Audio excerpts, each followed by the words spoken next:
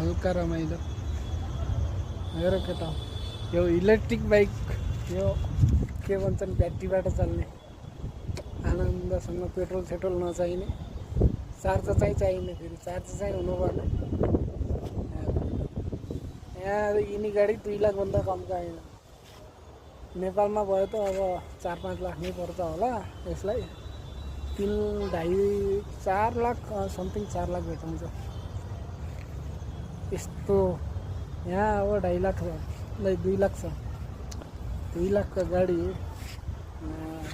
जाने नेपालमा एकचोटि त केही न केही त चलाउनु पर्ने हो र है। यस्तै छ अर्का देशमा आएर पुरा दसी काम गर्नुपर्ने भएको छ।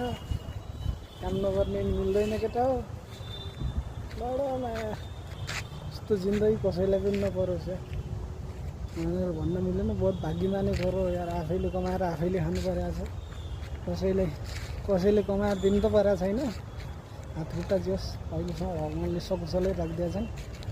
सकुशल पनि होस् है गाइज। यस्तै हो गाइज भन्छन् के अरे। भर्खर म पनि यसो सिकौँ भन्ने कुरा हो कि। दुनियाँले यार फेसबुकबाट पैसा कमाउँछन् भन्छन् यार, म पनि कमाउँ कि भनेर लागेको।